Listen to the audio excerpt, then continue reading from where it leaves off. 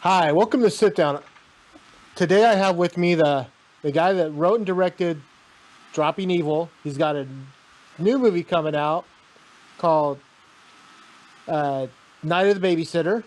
I would like you to welcome Louis Doerge to Sit Down. Louis, welcome. Thank you. Thanks for having me. And actually, Yes, I go ahead. didn't direct Dropping Evil. I just wrote it. I feel Oh, bad. hey, that's fine. Well, tell everyone who did direct it. Then you make up Adam for it. Protexter directed it. Oh, okay. I will be directing Night of the Babysitter, however. It's my first feature, so. So, I mean, I'm a big horror fan, and I'm guessing you are too. So what were the movies that got you hooked? On horror in Yeah, general? Oh man, probably the same ones that hook everybody. I mean, I think when I was like in seventh or eighth grade, I saw Evil Dead 2 and it just blew my mind. And before that, I always loved Halloween, and I'd always watch like the old Hammer movies, like the old Dracula movies that were on right. TV. And I've got kind of like a thing for Dracula movies. That's sort of my I got obsession. I got Yeah, sort of a thing for werewolf films, if you didn't know. yeah, no, yeah. No. Werewolf movies are great too. I went through a huge werewolf phase in college where I was just trying to absorb every werewolf movie out there. There's not that many, but when you do find them, some of them are gems and some of them are real stinkers.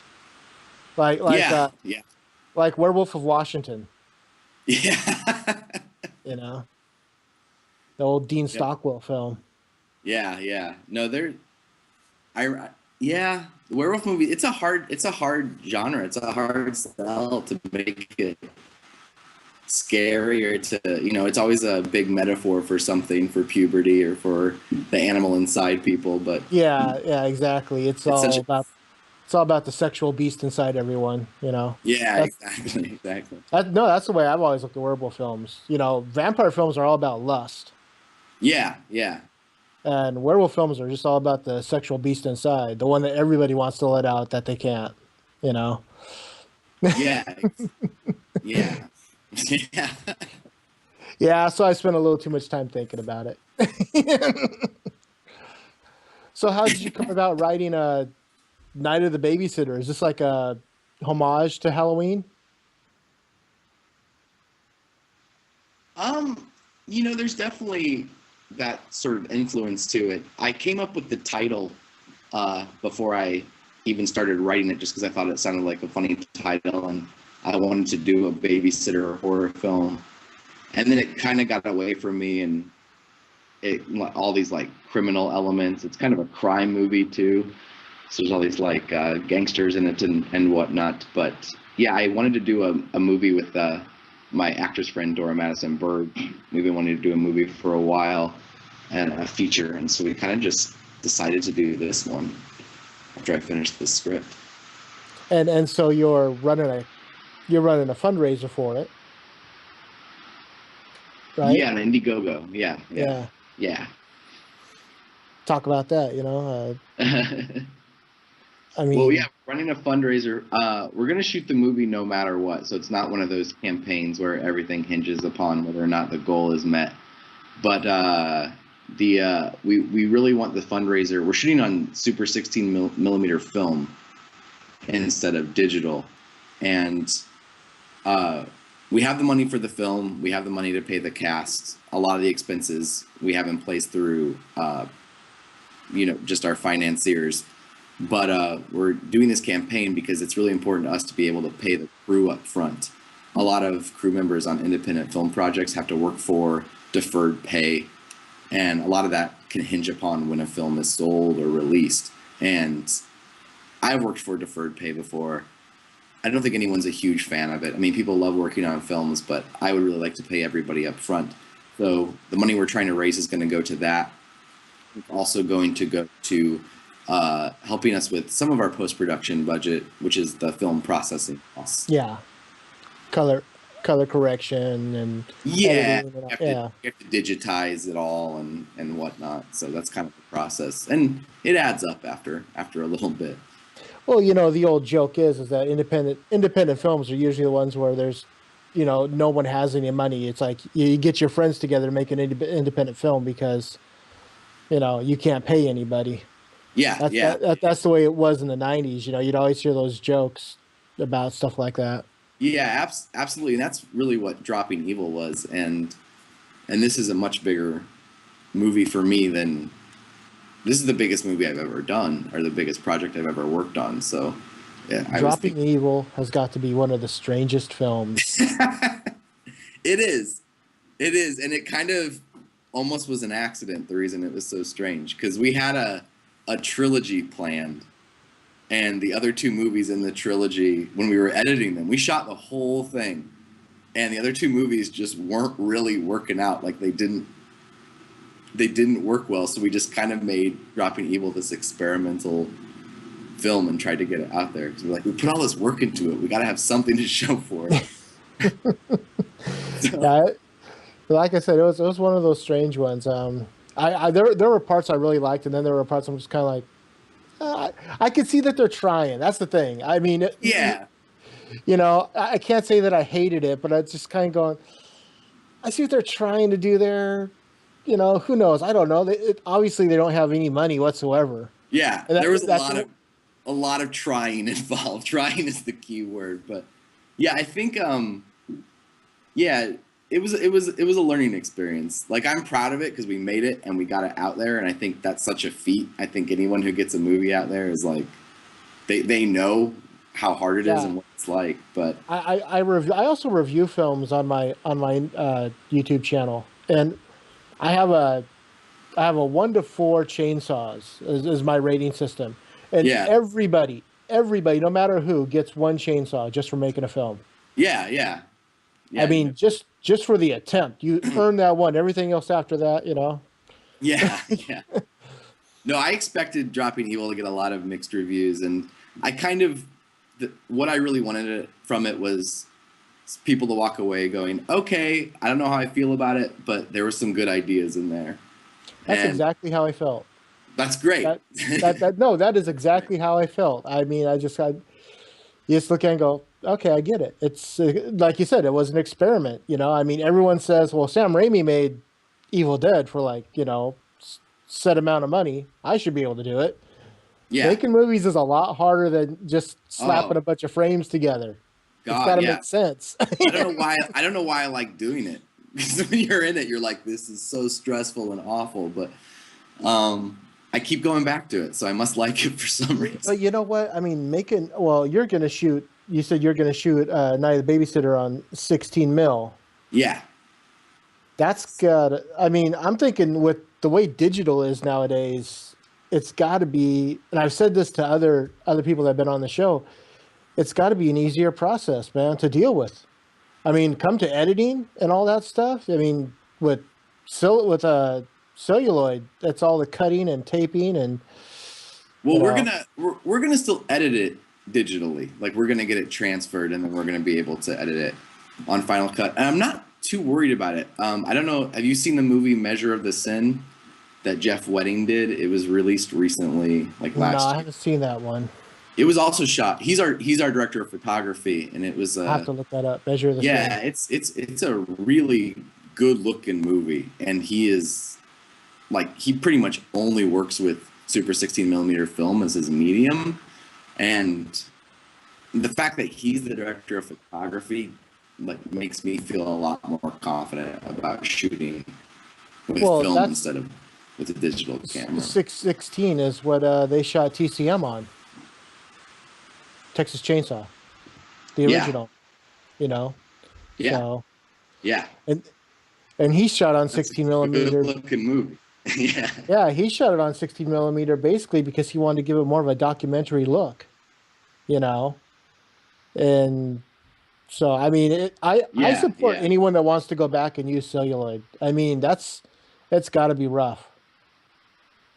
I'm just thinking with all the stuff that can get into the film and the elements that get on it. I mean, but if you got the director of photography that you need that knows what he's doing, then it should look good. Have you seen Pieces of Talent? Yeah, I have every bit of confidence in him. So. Yeah, did you see the new No, I movie? haven't seen that. Oh, now that's got a very good look to it. It's one of those weird films where I think he I think he said he made it for like 200, a little bit more than that, 1,000, and it's got a $1 million budget look to it. That's awesome. That's hard to pull off. Yeah, it's got a very pristine look to it. It's really weird. Um, well, not weird. I mean, it's just nice. It's one of the I think it's probably one of the best films of this year. You I'll have to know, check it out. Pieces of Talent. yeah. So who do you got coming in on? I mean, you already mentioned one of the cast members, but who do you got set up for the cast? Yeah, the two people that most people would recognize. We've got Dora, who was in Friday Night Lights. She was in Right? Dexter. She's in the new Richard Linklater movie, which is pretty cool. In his Yeah. Days Isn't sequel. that her second Richard Linklater film though? No, it's her first one with Richard Linklater. She did a movie that hasn't come out yet with Terrence Malick, Oh, and that hasn't come out yet. But I don't think it even has a title yet because it's Terrence Malick. But and then we just announced it today, but we have Bill Oberst. oh, Bill Yeah, Oberst Jr. he is the second lead in it. We wrapped up that deal this weekend, and so he's going to be in it as well. Yeah, he pops up at just about everything. He's like the Sam Jackson of horror. Yeah, You know? he's really good. I mean, he's a really good actor. So it's Yeah. just very exciting to get him on board. The trying to think. I saw him in what was it? Abraham Lincoln versus Zombies for the Yeah, asylum. he played You know? Lincoln. Yeah, Yeah. He's got a seriously deep voice. yeah. He's. I saw him in a movie. It was kind of like I don't want to say exploitation, but it was sort of a slave exploitation movie called The Retrieval, and he's really amazing in that movie. And I keep hearing things about Circus of the Dead, which I haven't seen yet. I think he plays Uh, like the main clown, and he's supposed to be incredible in that. So One of the guys from the Dorkening, actually two of the guys, Kevin and Tony, they just watched Circus of the Dead. oh, so You it's know, already available. I need yeah. um, I'm not sure. I know that they watched it. I'm not sure if it's available in the U.S. or if they just watch it on the computer or what. So Right. oh yeah, the man in my ear, the madman behind the talent behind the man. He just said that they got a screener of it. Okay. You know, but yeah, I'm looking. I like I like these babysitter type films. When a Stranger Calls. The Yes. original. Yes, the original is amazing. Is one of my favorite films. Have You Checked the Children? It's like it. It had to have all the suspense, and that's one thing I think is missing a little bit from movies today. Is Yeah. this Yeah. is suspense? You got to stop for the three count just to get you a little more into it. And that's what this movie is primarily focused on, actually, is suspense. Like, I know it's not nearly as weird as Dropping Evil. This movie is very grounded. It has a very clear beginning, middle, and end. But what I wanted to do is just write like nail biting scene after nail biting scene. So suspense is Cool. definitely the name of the game on this one. I'm definitely gonna have to check this out. You know, Yeah. it's I like I said, I love horror, so I want to watch what I can, and I want to support I want to support the big movies, but I also want to support the independent filmmakers, man. Yeah. I, I mean, without the independent filmmakers, we don't have Kevin Smith. We don't have we don't have Sam Raimi. It's true. You He know, crossed over, but or I even think that's good. Carpenter, Yeah. Yeah. John Carpenter. I mean, Halloween was all independent. Yeah. And that's another great babysitter movie. Yeah, that was all Deborah Hill there. Yeah, yeah. You know, I mean, if you ever hear the story, it's like John Carpenter wanted to make a horror movie, and she's like, "Well, I used to be a babysitter, and there are all these scary stories, and so the whole babysitter stuff was her part of the writing." Yeah, yeah. And that's an incredible script. Did she write the second one too, or did she write Uh, Halloween 2? I can't even remember. I know her name is on it. Maybe it was just as a producer. yeah, I thought she had something to do That's with a it. I check. know, I I don't know. well, I know that Carpenter and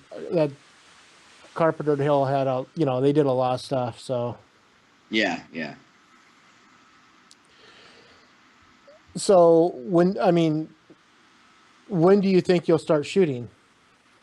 We are set to shoot starting at the end of January.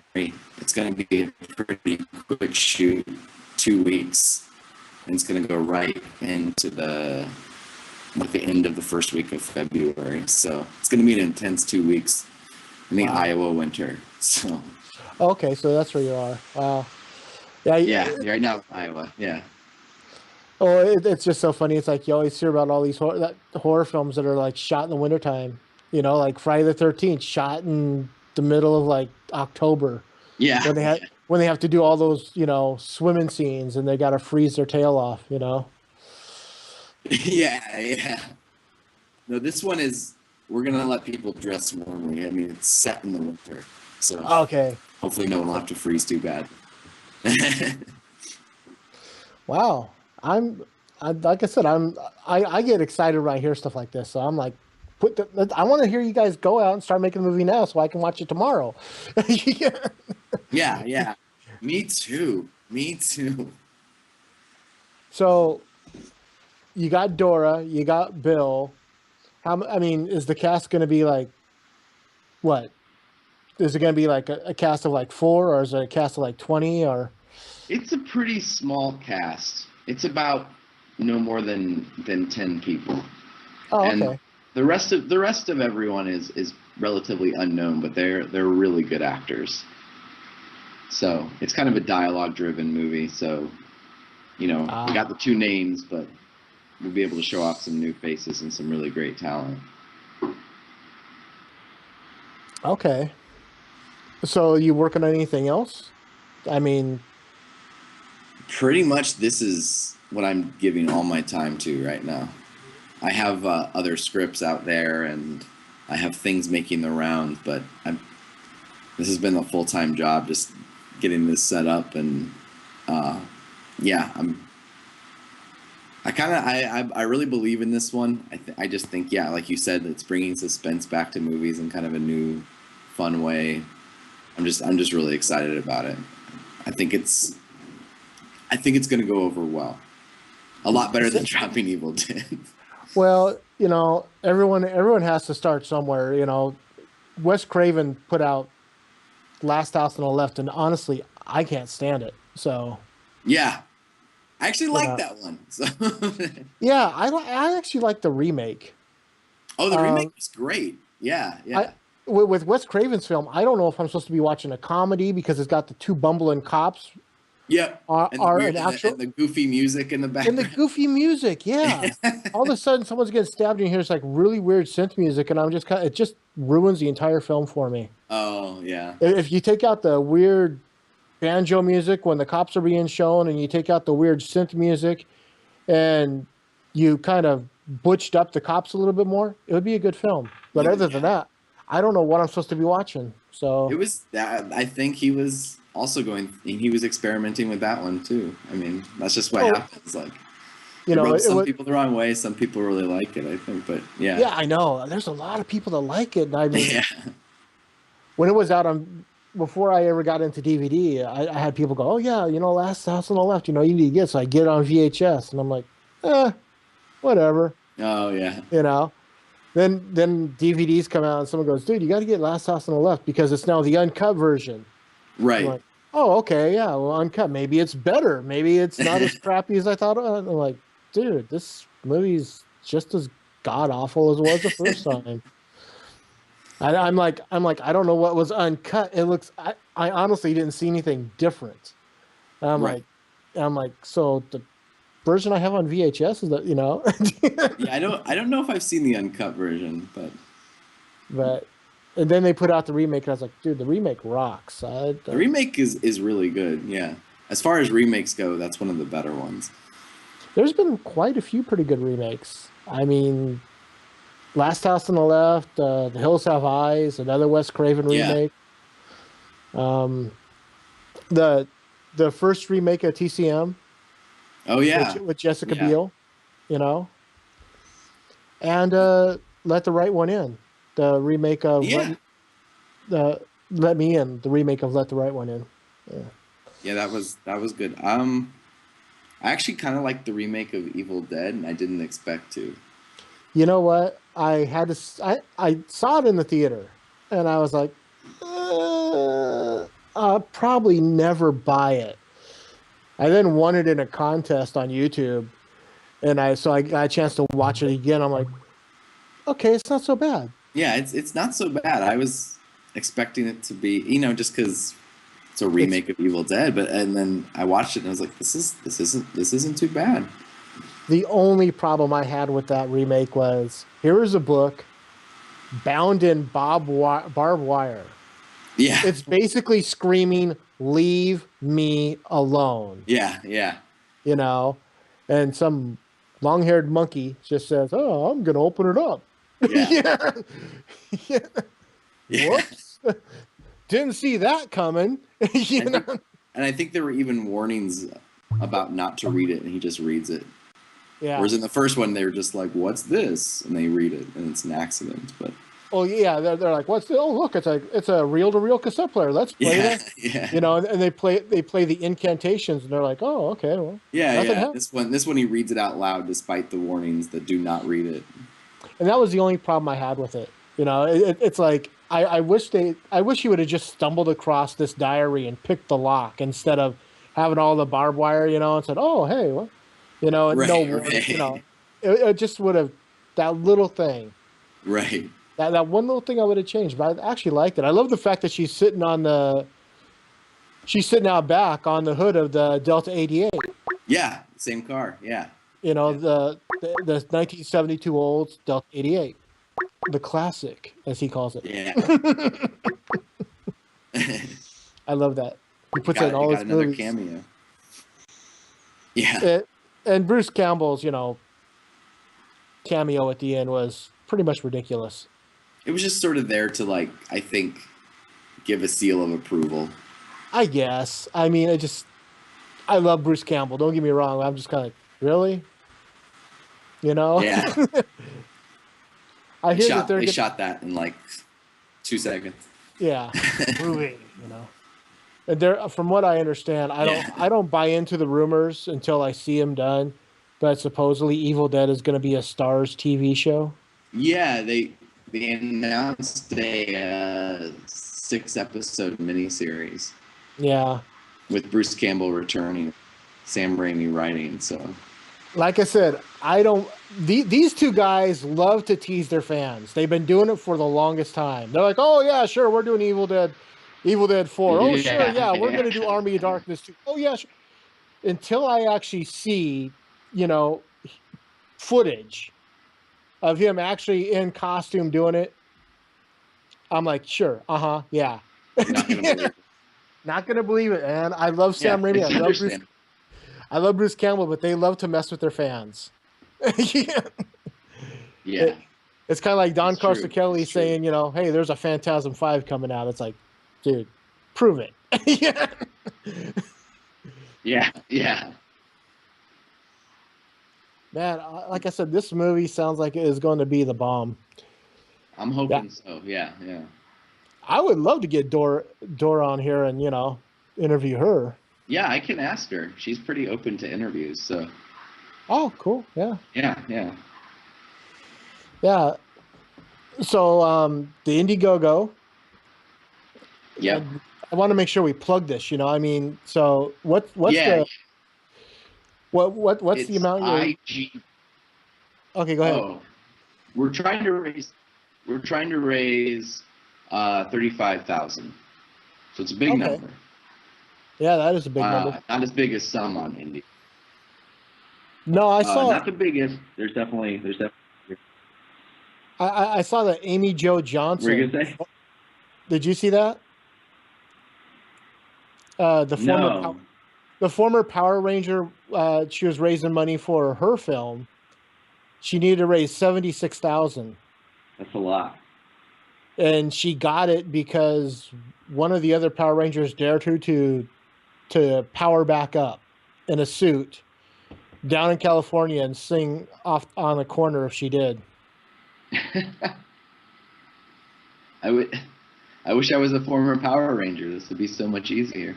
Yeah, no doubt. Glad you have a little clout behind you, dude. You're dropping evil. Yeah, It's just as good. yeah. So where are you at right now? I mean, you're shooting for 35, and you're. Yeah, we've got over 20 days left. We've got, I think we're 22% funded last time I checked. So it's climbing up there. We're expecting some big donations, and the thing with Indiegogo is you can ask everyone you know to pitch in and to contribute, but that only gets you so far. A lot of these campaigns are funded by people you've never met before. So we're part of what we're doing is we're like offering people a chance to just buy the DVD before it comes out, like pre-ordering. That's one of the perks. We've got autographed props. We've got music packages.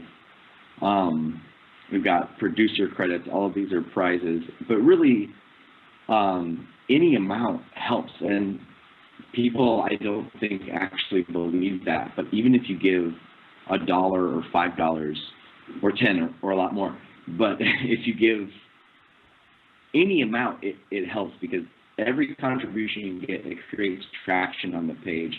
Indiegogo shows it more to those strangers that we're trying to appeal to all those horror fans that we've never met but would really like to. And so any amount helps. Leaving a comment helps. Sharing it with people helps. Anything really does help. Well, that's cool. I mean, before you leave tonight, make sure you share the link with the madman behind the controls, so that we can we can put this link in our live show. We can put it in we can put it on Sit Down. Like I said, want to share. Yeah, absolutely. Yeah. So I see it's getting short. So I just want to thank you for coming on. Thank you so much for having me. Yeah. I mean, like I said, you're more than welcome to come on. You want to come on, Sit Down again, talk about it again? You're more than welcome. You're welcome onto the live show with the guys at the Dorkening. Anytime. Just drop us a line. We'll say, hey. Yeah, that would be great. I'll definitely be in touch. And yeah, thank you so much again. Yeah, not a problem. Great talking about horror movies. I like it. I know. I don't get it. Don't just talk about. You get to talk about other stuff. Yeah. So that's nice. Well, I want to thank Louis Doerge stopping by. I got the name right. And to everyone out there, I'm the 13th Wolfman. I'm on the prowl. Check below, because there will be links.